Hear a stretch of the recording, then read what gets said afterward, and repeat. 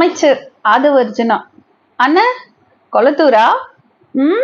கொளத்தூர் பத்தி மட்டும் இல்ல, 234 தொகுதியோட எந்த விஷயத்தையுமே பேசுறதுக்கு உங்களுக்கு எந்த ரைட்ஸுமே இல்லை. நாங்க கேள்வி கேட்கறது சிஎம் கிட்ட. நீங்க சிஎம்மா இல்ல சிஎம்க்கு பாயா? நீங்க எதுக்கு பதில் சொல்றீங்க?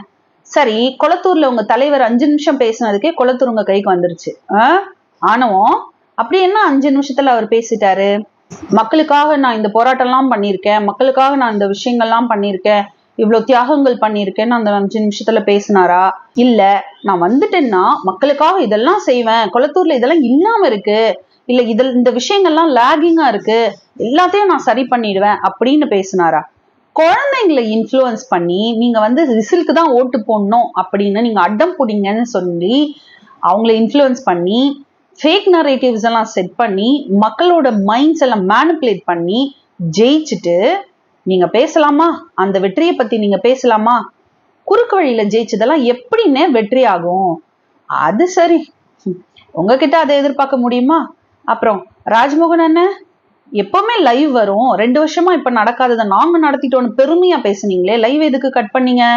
லைவை கட் பண்ணது மட்டும் இல்லாம அங்க நடந்த விஷயங்கள்ல மீடியால என்ன வரணும் வரக்கூடாதுன்றது கட் காப்பி பேஸ்ட் பண்ற வேலையை மீடியாலையும் பண்றீங்க, நியூஸ் சேனல்ஸ்லயும் பண்றீங்க.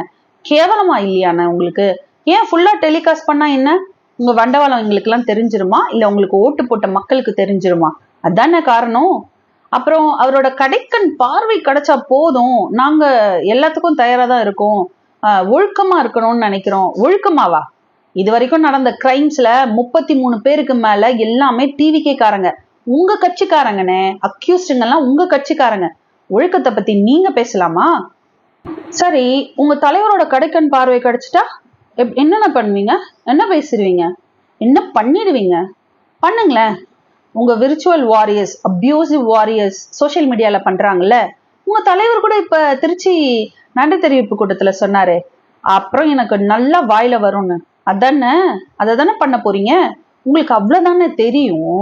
உங்களுக்கு மக்களோட நலன் சார்ந்த விஷயங்களை ஃபோக்கஸ் பண்ணவோ, நல்ல விஷயங்கள் பண்ணவோ, நல்ல கவர்மெண்டா ரன் பண்ணவோ உங்களுக்கு தெரியாது, வராது. தெரிஞ்சாதானே வரும். உங்களுக்கு எல்லாம் தெரிஞ்சது அபியூசிவ் பாலிடிக்ஸ், மேனிபுலேட்டிவ் பாலிடிக்ஸ் தான். அதை தானே சொல்ல வரீங்க. அதான் மணிக்கணக்கா உங்களோட விர்ச்சுவல் வாரியர்ஸ் பண்ணிட்டு இருக்காங்களே. ஓ, அப்ப நீங்களும் இனிமே சட்டசபையில பண்ண போறீங்க. சரி, அதை பார்க்க நாங்க ஆர்வமா இருக்கோம். லைவ் கட் பண்ணாம இனிமேல் லைவா டெலிகாஸ்ட் பண்ணுங்க, சரியா?